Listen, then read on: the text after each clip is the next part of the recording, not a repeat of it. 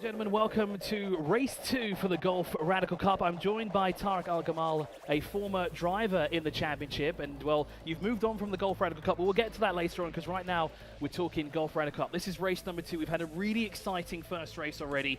The grid is formed, and well, is anyone being able to stop Alex Bukunstov is the real question here this weekend. Oh, I think it's a tough one. Alex has been really on form since last season.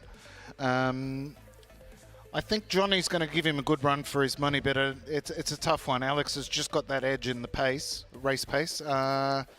Johnny did very well to qualify on the front row, and I mean, if he can stay focused and he looks after his tyres, I think he's a shot for it, but let's see. It certainly was an interesting turn one experience for a couple of drivers. Great to see Jimmy Cho's car's been fixed. Alim Gashev obviously had that brilliant drive from the back of the field, worked his way through. Mark Holm, I think, is with us as well, is he? Yes, he is on the grid, so that's great news as well, because he was out in the early stages. Julien Monet was caught up as well, but it's great to see all the cars there are lined up in their formation. So we've got 13 cars that will take the start here for the second race of the day for the Golf Radical Cup, with 30 seconds away from starting.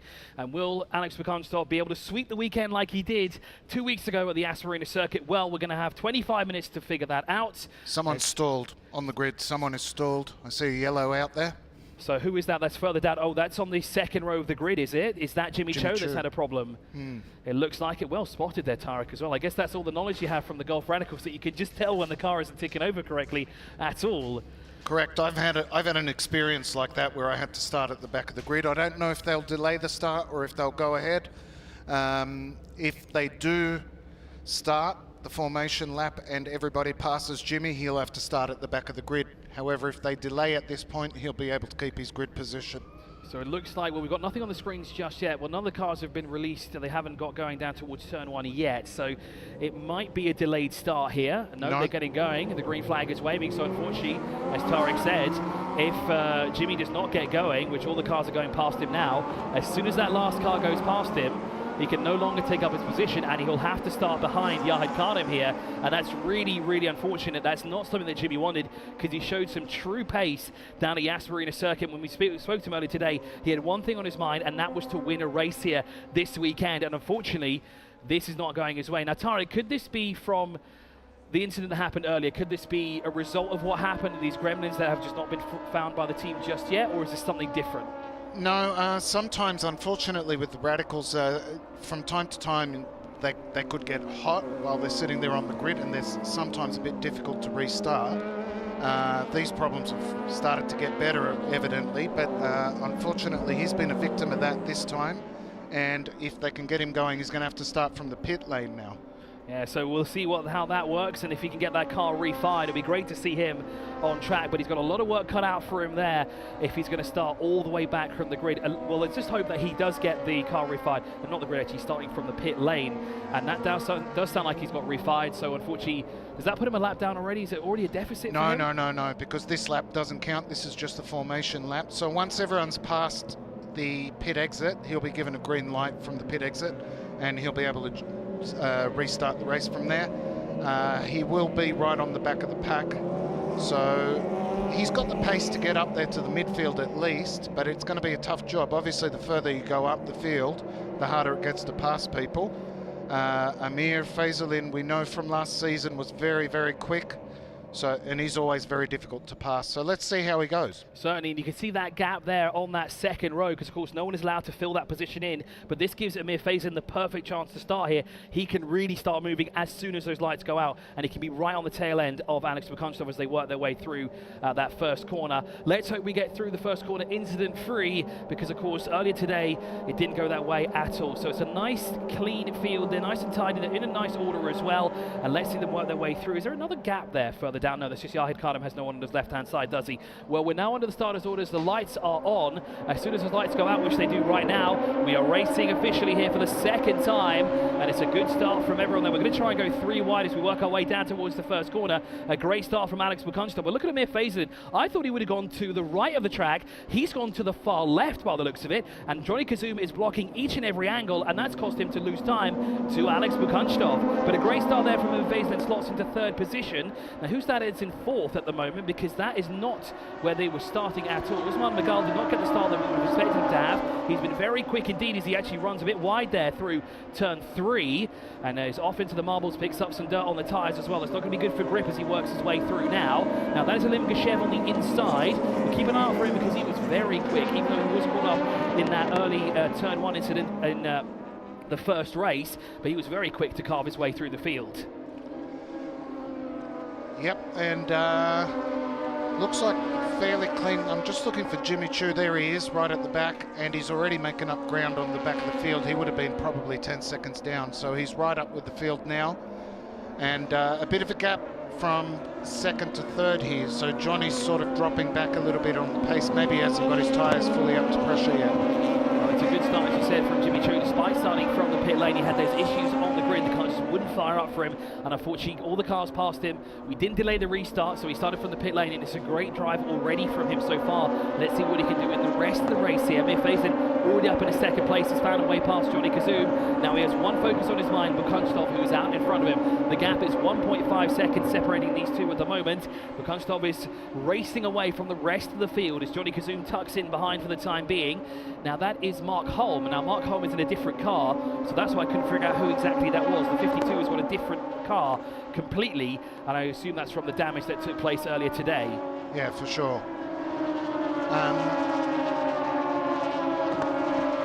I'm really stunned by the pace of Alex. He's really putting it to them out there at the moment. He's half a second in sector 2 up already, and another 10th or so in sector 3. Now, an interesting note has popped up on our screen here. It says a 20-second penalty will be applied after this race for causing an unavoidable collision in race 1, and that goes the way of car 77, and that is Alim Gashev. Now, in our first race, he essentially missed the braking point and got loose through the first corner. Now, from the pictures that we saw, it didn't seem that he was the one at fault there. He essentially just lost control, and it's sort of a domino effect, but it seems to be the stewards have deemed him to be at fault for this. So unfortunately, wherever Alim Gashev finishes here, he will receive a 20-second penalty, which is going to drop him way down the order, and that's really, really unfortunate for him, because Alim Gashev is very quick out there. He's currently 6th at the moment.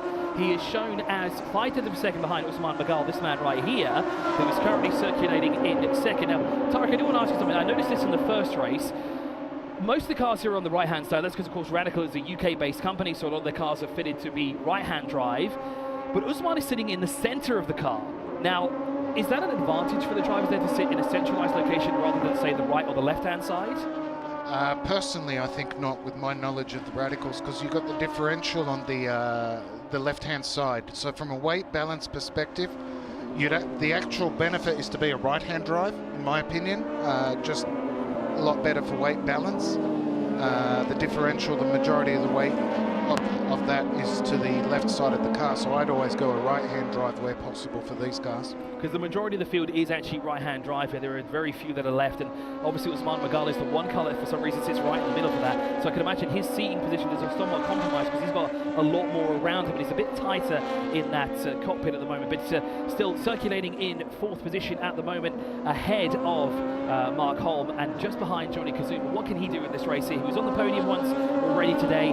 Can he be on the podium once again? Well, he is in position for that if he can find away past Johnny Kazoum, but that gap is currently 6/10 of a second separating those two cars there at the moment, as Usman Magal is trying to reel in Johnny Kazoum, who in turn is chasing down Amir Faison. But as you can see, Alex Bukunstov just in a league of his own here again, as we're looking at Alim Gashev. That's the man who's got a 20-second penalty that will be applied to him at the end of the race, and that is devastating news for him, because I feel as the races progress, he seems to get quicker and quicker, and for Alim Gashev, that 20-second penalty is going to really put him down the order. Oh yeah, he's out of the race.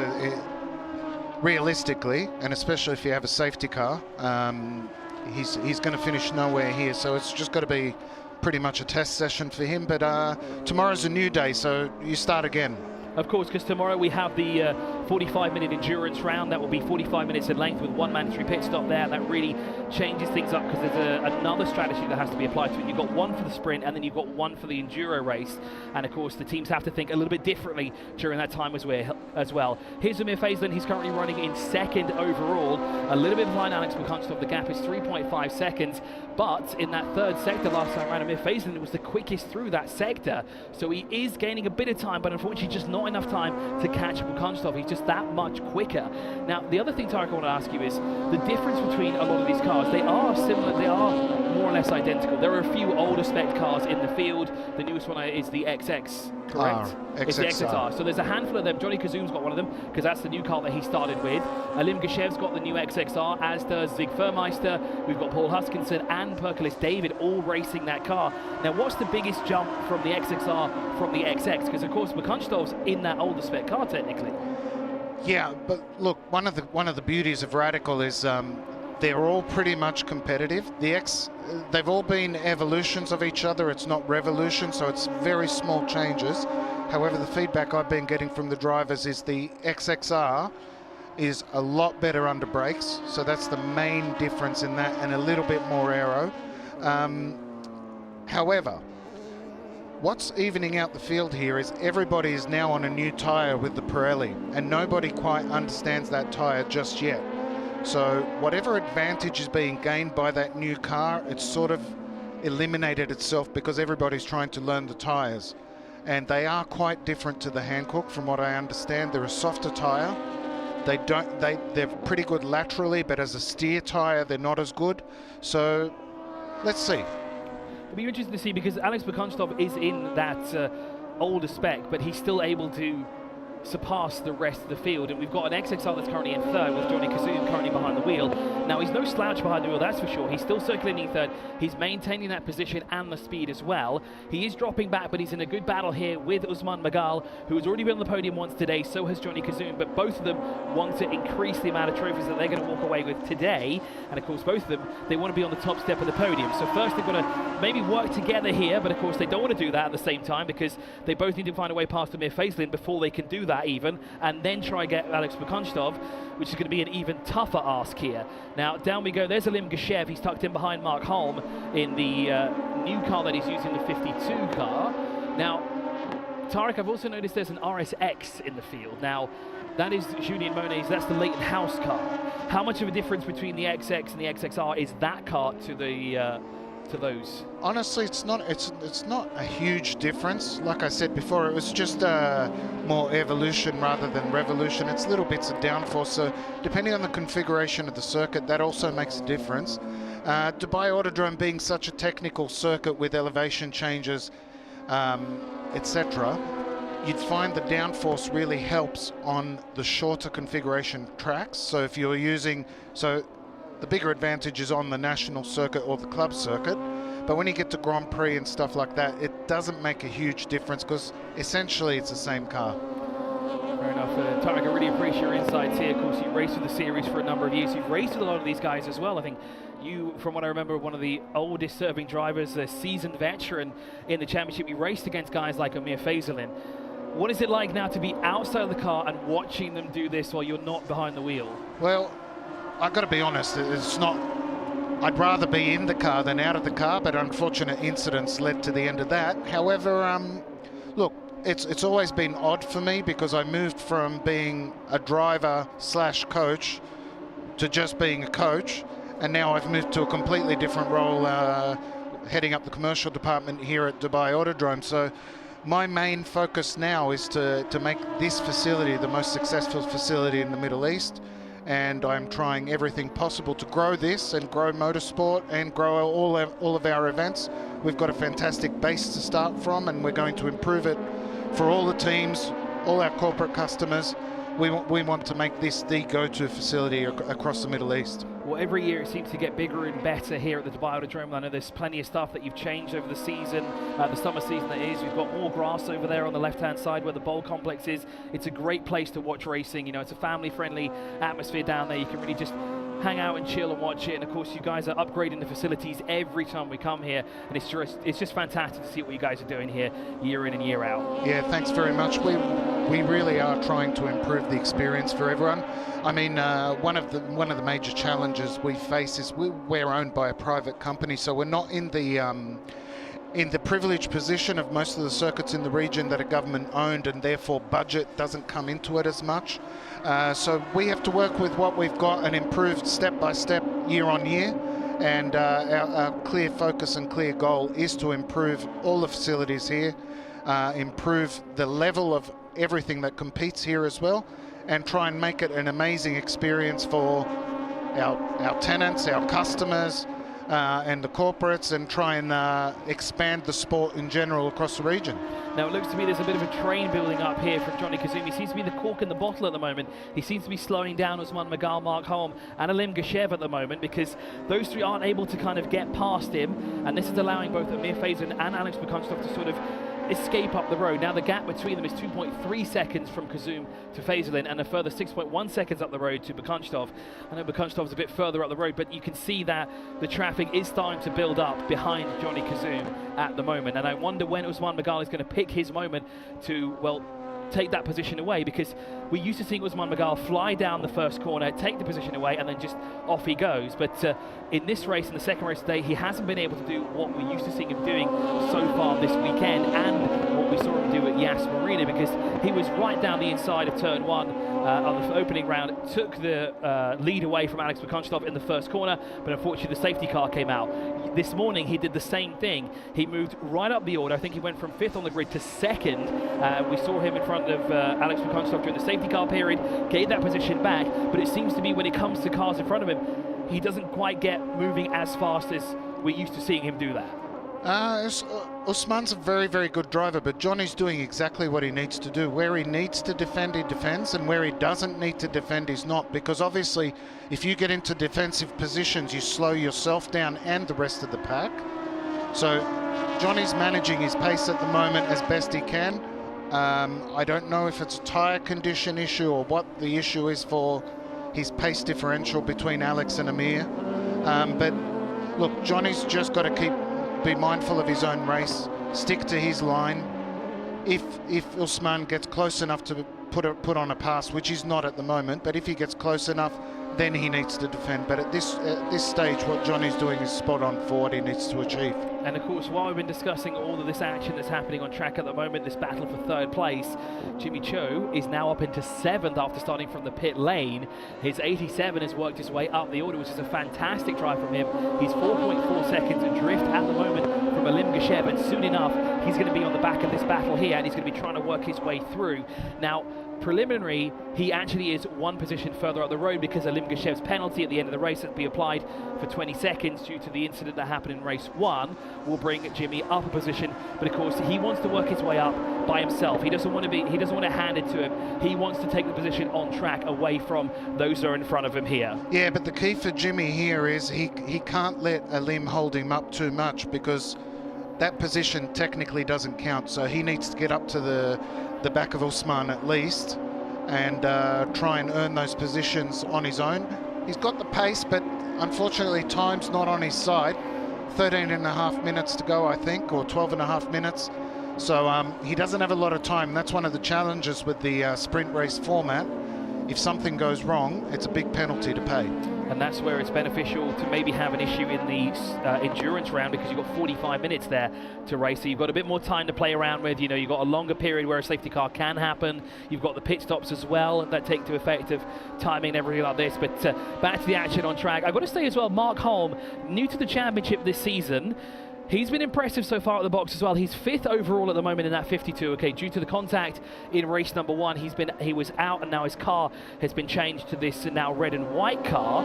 But he's holding his own here in 5th position. He's staying within the grasp of both Usman Magal and Johnny Kazum. And if anything were to happen with these two, he'll be the one to benefit the most, because he'll be there in 3rd position. Alim Gashev is a little bit further back at the moment, but I've got to say Mark Holm here is really impressive this weekend, as he was at Yas Marina 2 weeks ago. Zig Furmeister as well down in 8th position. Ibi Hadid is 9th at the moment. Julien Monet circulating in 10th for now. Leighton House in the 23. Paul Huskinson a bit further down the road in the 20, with Perkles David in the number 69 circulating in 12th. And Yahed Kadem at the tail end of the field here in the number 7.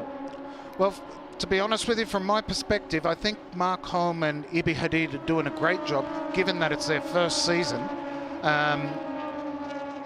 Both of them, I mean, a lot of these guys have run a couple of seasons here, and these guys have just come in, done their last race at Yas, and here they are, you know, not that far off the pace. And it's not so easy in these types of cars. I think getting your head around downforce and how that works, particularly on the national circuit where you've got turn 3, 4, 5, you've got to mentally program your brain to ignore the fact that you should be lifting off the throttle and stay on the throttle in that high speed area.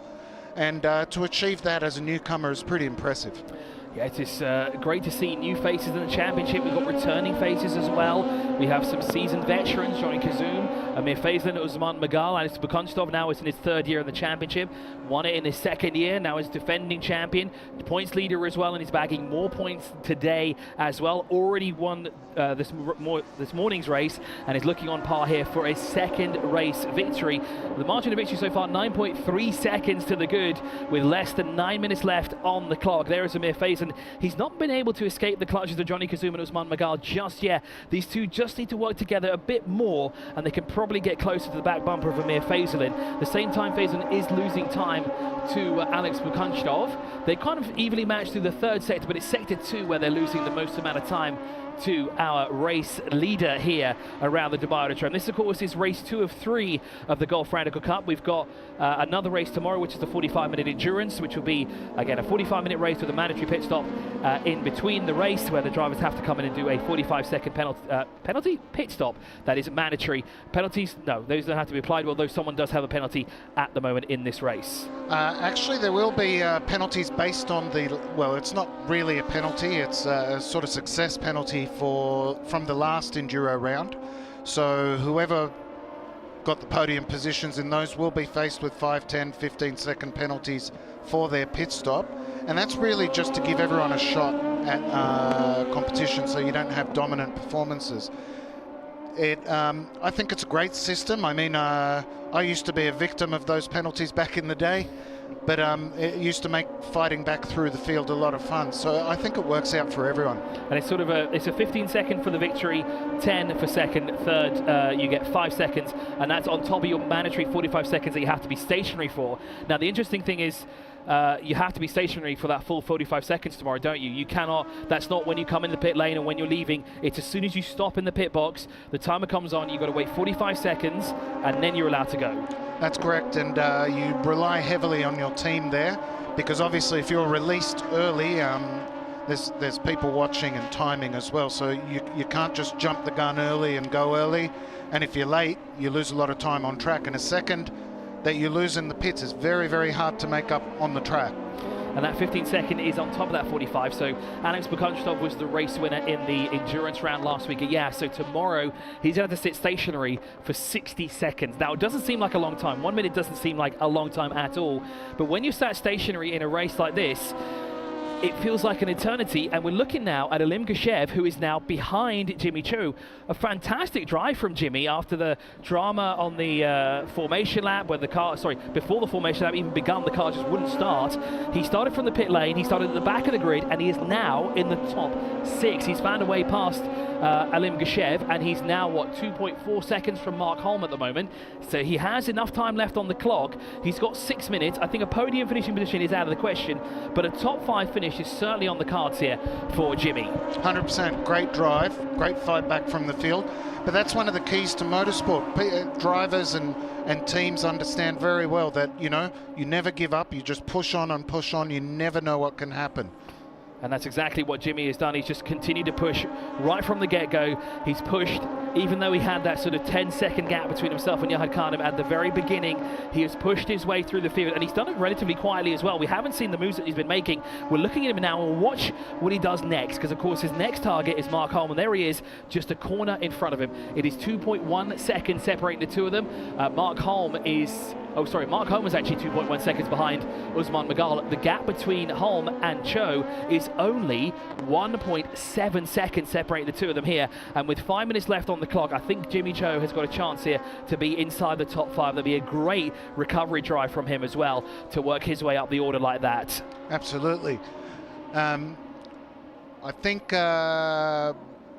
Alex has pretty much got this wrapped up if he can keep it going. He's just got to pace himself now and just finish the race, and he's got a pretty safe position there.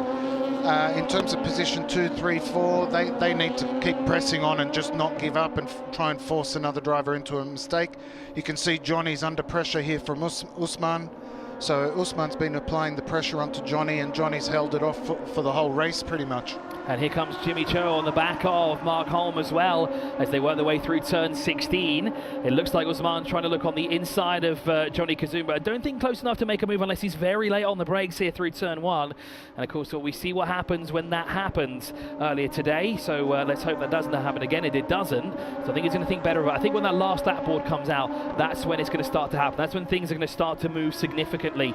There will be a shift in the tide, and of course, it will be Usman Magal who will be really applying the pressure to the back bumper of Johnny Kazum now in these closing stages of the race. Now, the teams don't have communication with their drivers at the moment, do they? So they wouldn't be able to inform them. They'd have traditional methods, essentially, of doing it via lap boards that's sticking out here on the pit lane. Actually, there's a couple of drivers that do have pit-to-car radio. It's not illegal in the regs. So I know for a fact Alex Bukanstov and I believe Jimmy Chu also both have that pit-to-car communication. Alim Geshev, I believe, has it as well. Probably a couple of the cars from Golf Sport as well. But really, there's nothing much for the pit wall to say. They can see where they're at. They just need to press on and try and force the other driver into the mistake. And here comes Jimmy as well. He's back on it. He's right on the back bumper of Mark Holm as the 21 picks up a warning flag for track limits. And that is an infringement. It doesn't say where exactly Usman has done that. So it'll be interesting to see where exactly he's using too much of the track where he shouldn't be. But Jimmy now is tucked up right behind Mark Holm. The gap was 7/10 of a second on the previous lap. This time round, it's down to 3/10 of a second. Now remember, Jimmy Cho started at the back of the field. He was supposed to start on the second row of the grid. The car did not fire before the start of the formation lap. The entire field passed him. He was pulled into the pit lane. He started at the end of pit lane and had to wait for the entire field to go through him. And now he's fighting for a top 5 finishing position. A fantastic drive here from Jimmy. And let's see what he can do now in the last 3 minutes of the race. Yeah, Mark Holm was trying to break the slipstream from Jimmy there down the straight. I don't know if you noticed, he was pulling over to the right. Jimmy was following along, which he should do because the slipstream makes a big difference on cars with aero. He's doing great. I wouldn't be surprised if Jimmy gets his position, to be honest with you. He's a little bit far back now, but he is catching him step by step. There's still plenty of time left on the clock. I think we should get 2 more laps after this till the green, so the checkered flag waves here for our second race of the day for the Golf Radical Cup. Of course, we'll have the podium right after this as well. For Jimmy Cho, though, I think a podium would have been on the cards for him here. Oh, we've got a car facing the wrong direction. And is that Yahid Khanum? I think that might be. Yes, it is. Unfortunately, pointing in the wrong direction. And here we go with Jimmy. Looks like he's setting up a move for the last corner or for turn 1. If he gets a good exit out of the last corner, you'll probably find him diving down at turn 1. He's in the slipstream. Less than half a second in it. And of course, as Tarek said before, what Holm is going to do now is he's going to try and cut that toe and not give Jimmy the advantage. That Yahid Khanum car has been stuck there for quite some time, Tarek. I hope they don't call a safety car. I hope it's just localised yellows because we don't want to be deprived of this battle. That is true. Mark Holm and Jimmy Cho, this is the battle of a 5th overall at the moment. We've also got the battle further up the road as well for the final step of the podium between Johnny Kazum and Usman Magal as we continue on here. So what Jimmy's got to do here is he's got to make sure all of his corner exits are absolutely spot on so he can set himself up to make a dive on one of the corners. So if I was Jimmy, I'd be focusing on corner exits, make sure I get a good run up onto him and then take a dive at the next corner. So it looks like the last lap board is out as car number 5 receives a warning flag for track limits. That's Johnny Kazum, currently sat in 3rd position overall.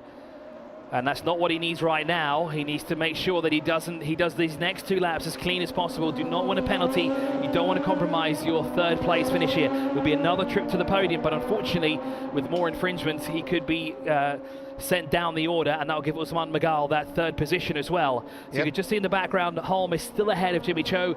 The last lap board is officially out now, so this is one more to go for Alex Bukunchtov, Amir Faisalin, and Johnny Kazoum, who are our top three here at the Dubai Autodrome around the national circuit configuration here. 3.56 kilometers in length. Only part of the back straight is being used, and of course we have the epic club link, which I always thought would be, you know, where a lot of the incidents would happen, but it seems to be it's everywhere else the incidents have happened. But luckily the club link has spared us today. The National is actually my favorite configuration as a driver, as a former driver. You're constantly busy. It's got it's got the high speed turn 3, 4, 5. And then this slow speed turn 7 that we're at now, which is extremely tricky, this corner. In fact, I hate this corner, but that's one of the beauties of it. So probably, in my opinion, here we go. That's Jimmy Cho on the inside, isn't it? Jimmy Cho, come on, can he do it? He's on the inside, he's got that. Can he get it stuck? No. Mark Holm closes the door on him as they exit through that corner. He's really got to set him up for the last corner here. It really does, as they work their way right there into the club link. The quick left, right, left as they work their way up through the bowl here. One more corner for Jimmy. What can he do through turn 16 as Bukunchtov now will work his way across the line to collect the checkered flag and makes it 2 for 2. Congratulations to Alex Bukunchtov. Amir Faisalin will be across the line in second. But what about Jimmy Cho? I don't think he's close enough to make a move. That we just saw what happened there in the background. Yeah, unfortunately he got a bit sideways there, and unfortunately he didn't have a go, but a great drive from the back. That was very, very exciting. Great battle. And Amir Faisalin there across the line in second.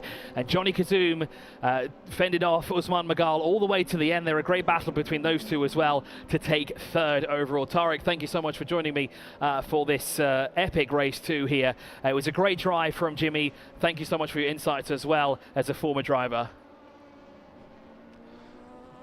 Pleasure. Great to see Amir on the podium, obviously having coached him last season. I'm glad to see it's paying off. George King's actually working with him this weekend. He's doing a great job. And Amir, of course, has to deliver at the end of the day. Thanks very much for having me. It's great to be up here representing Dubai Autodrome, and look forward to many more races here and some growth in our local motorsport scene. Of course, we have plenty more action today from all the races that we have here. Again, that was the Gulf Radical Cup race number 2 that is just concluded. Alex Bukunchtov, Amir Faisalin will be on the first and second step of the podium, and they'll be followed up with Johnny Kazoum. Usman Magal finishes just 7/10 of a second behind Kazoum, and Jimmy Cho finishes 3/10 of a second behind Mark Holm. Fantastic battle for third, and a fantastic battle for fifth as well. But that's a wrap here for Gulf Radical Cup. We'll have the podium presentation shortly for the series, and of course we'll be back to racing after that for the second race of the day for the DSBK National Championship. So Car 77, that's Alim Geshev, unfortunately a 20-second penalty behind it to him. I think that's already been applied because he showed us 24 seconds back behind Jimmy Cho, so that puts him 7th overall. The cars now will make their way into Parc Ferme. Of course, they'll slot up into first, second and third. Alex Bukunchtov will line up in the first position with Amir Faisalin slotting into second, and in third we will have Johnny Kazoum. He'll make it 3 for 3 here this weekend. Usman Magal not on the podium today, but Amir Faisalin Usman Magal won earlier this morning, but not in the second race. He was not on the podium, but Amir Faisalin visits the podium here for the first time this weekend. A great drive from the top 3 here. Of course, we'll have some highlights of this second race here for the Gulf Radical Cup as Alex Bukunchtov heads over to Johnny Kazoum to offer his congratulations. And of course, I think he'll do the same thing to Amir Faisalin, who finishes in second position. There is the series organizer chatting with the defending champion and a current points champion as well. There is Amir Faisalin. He gets a congratulatory hug there from George King, as we heard from Tariq, who's driver coaching him this weekend. As Johnny Kazoum embraces his family here. Of course, a well-deserved third place finish for Johnny Kazoum. Big thumbs up there. Always great to have support. Craig Thompson as well down there in Parc Ferme to offer his congratulations as well. And momentarily we'll have the podium presentation as well here for our second and final race of the weekend for the Golf Radical Cup. We have more racing action coming your way. We have, of course, the second race of the day for the DSBK National Championship. And then, of course, to round out the day, we'll have the second and final race for Golf Pro Car.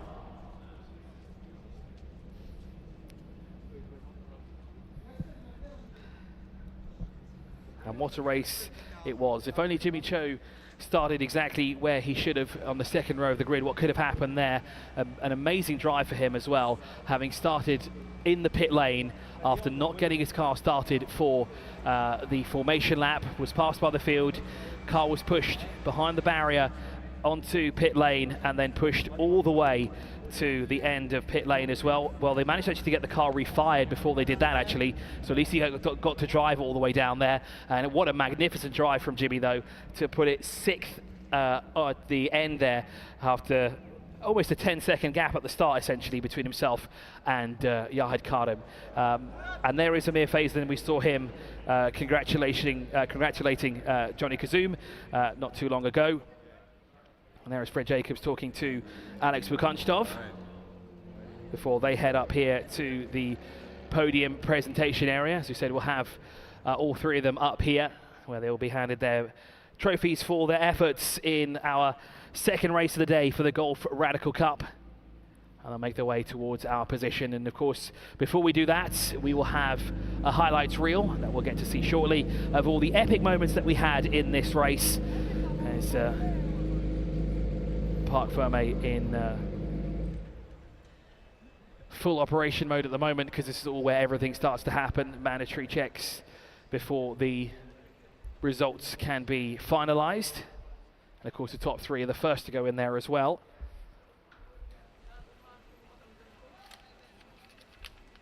Do you have any? I've already seen the grid now for the next race, so that's good. I'm well versed already.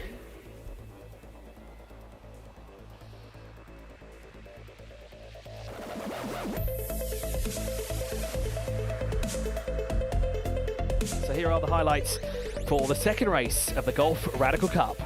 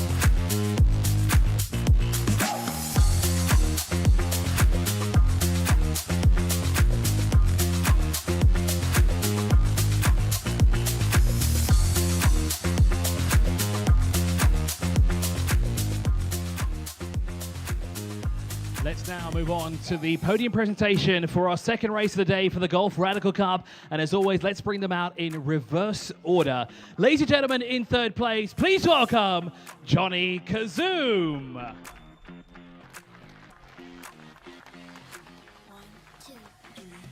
In second position, please welcome Amir Fazulin. And to the top step of the podium for his second win of the day, please welcome Alex Vukanshnov.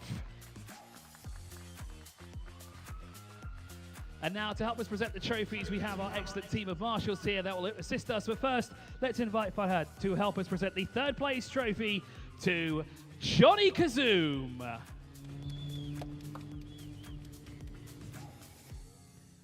We'll now invite Siva to present the second place trophy in the Golf Radical Cup to Amir Fazulin. And last but not least, let's invite Imran from the Marshals team to help us present our first place trophy in the Golf Radical Cup to Alex Vukanshnov.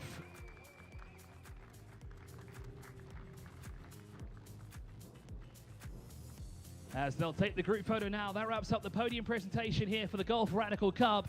We'll move on now to our next race of the day, which of course is race 2 for the DSBK National Championship.